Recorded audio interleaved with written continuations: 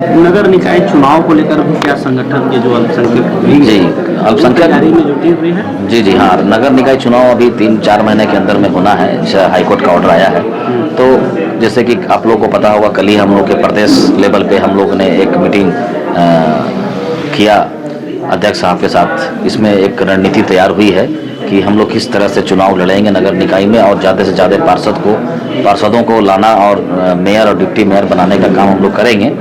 इसमें अल्पसंख्यक की भागीदारी तो जैसे आपने देखा है कि जैसे लोकसभा चुनाव हो या विधानसभा चुनाव हो, तो सबसे ज़्यादा अगर किसी का भागीदारी रहा है, बढ़ चढ़ के आगे आते हैं, तो वो अल्पसंख्यक ही होता है। तो निश्चित तौर पे ये अल्पसंख्यक इस नगर निकाय चुनाव में भी सबसे अव्वल और सबसे बढ़ चढ़ के हम लोग आगे रहेंगे। इसी की तैयारी भी हम लोग इस कार्यक्रम से शुरुआत कर दिया है, जिसमें कुछ पूर्व पार्षद भी हमारे इस मीटिंग में उपस्थित हुए हैं। चुनाव नहीं होने से लोगों का क्षेत्र में कार्ड है, उसमें काफी समस्या हो रही है। बहुत समस्याएं हैं, क्योंकि जनता हम इतने तो स्मार्ट है नहीं जो कि चली जाएगी विधायक और सांसद के पास मिलने के लिए। उनके लिए सबसे करीबी, सबसे नियरेस्ट होते हैं पार्षद, और पार्षद चुनाव नहीं होने से वो अपने आप को ठगा महसूस कर रहे हैं। लेकिन अब जैसे कि हाईकोर्ट का भी आदेश आया है, और हमारे सरकार की भी ये मंशा है कि चुनाव करके जनता को उनका हक, उनको न्याय मिले, और हम भी काम करने के लिए तत्पर हैं। अगर जनता फिर से चुनेगी तो फिर हम आएंगे और फिर अपने जनता की सेवा करेंगे।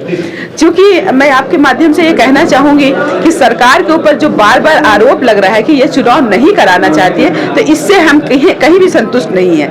इसलिए कि अगर वो चुनाव नहीं कराना चाहती, तय समय में उन्होंने घोषणा किया था। चुनाव इस रीजन से रुका था कि एकल सीट को उन्होंने रोटेशन करके एससी में लाया था। तो उस रोटेशन को उन्होंने चैलेंज किया, एक समुदाय ने, जो एसटी समुदाय ने चैलेंज किया, और वो हाईकोर्ट गई, जिसमें उनकी जीत हुई। फिर उस बीच में हमारा आचार संहिता लग गया, और ये लोकसभा चुनाव और विधानसभा चुनाव टाइम टू टाइम आचार संहिता की अड़चन होते गई।